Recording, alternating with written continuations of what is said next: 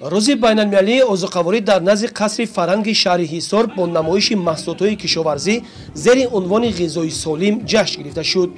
مقصد از تجلیل این روز بلند برداشتن سطح معرفت‌نوکی اهالی اوید با مشکلات جای داشته در سمت تامین عضوخواری و بی‌خطری آن در جامعه امروزه به شمار رفته انسانیت را وادار می‌سازد که برای از بین بردن گرسنگی، کم غذایی و کم بضاعتی کوشش نمایند. در چرابین نمایندگان وزارت کشاورزی جمهوری تاجیکستان، تشکیلات بین‌المللی عضوخواری در جمهوری تاجیکستان، مقامات اجرایی حکومت دولتی و دیگر مهمانان ضمن سخنرانی قید نمودند که کمیته بخطری عضوخواری نزد حکومت جمهوری تاجیکستان طبق دستور و هدایت‌های اساسگذار صلح و وحدت ملی پیشوای ملت پرزیدنت جمهوری تاجیکستان محترم امامی رحمان فعالیت خود را در سمت تامین بخطری عضوخواری، حفظ سالمی اهالی روانه نموده در این سمت کارهای زیادی را به سامان می‌رساند.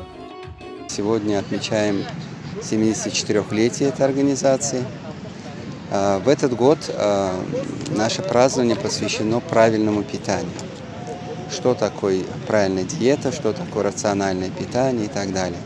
На этот праздник мы пригласили производителей, переработчиков, поваров с различных регионов страны, которые показали, какие продукты являются полезными для организма, которые рассказали о том, как их готовить, а также показали, как их готовить. Жители Хисора могут попробовать эти продукты, эти блюда. Вот. Мы надеемся, что этот праздник поможет жителям Таджикистана правильно питаться, правильно выбирать продукты, читать маркировку и следить за своей диетой для того, чтобы быть здоровыми, активными гражданами страны. قابل ذکر است که امروز در جمهوری تاجیکستان تامین امنیت عضوخواری از جمله هدف‌های افزایش‌ناک استراتژی به حساب رفته. در این بابت بهر رسیدن به هدفی که به بهترشوی زندگی ساکنان کشور مساعدت می‌کند تدبیرهای زیاد اندیشیده می‌شود. امروز در شهر حصار زیاده از 4000 خوجگی‌های دهقانی و 18 خوجگی‌های جمعیتی فعالیت می‌کنند که برای تامین امنیت عضوخواری مملکت سهم مناسب خود را گذاشته ایستادند.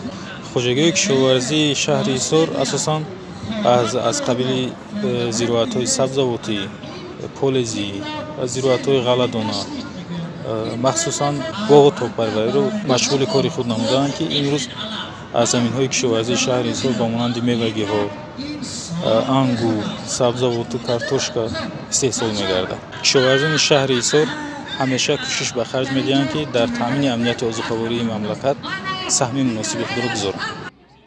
در آخر از جانب نمایندگان وزارت کشاورزی جمهوری تاجیکستان، تشکیلات بین‌المللی عضوخواری در جمهوری تاجیکستان و مقامات اجرایی حکومت دولتی به کودکان و اشتراکچیان چهاربینی تحفه‌ها تقدیم کرده شد. همچنین کارمندان شعبه فرهنگ شهر حصار و محصلین مؤسسه‌های تا مکتبی یک برنامه کنسرتی پیشکش حاضرین نمودند.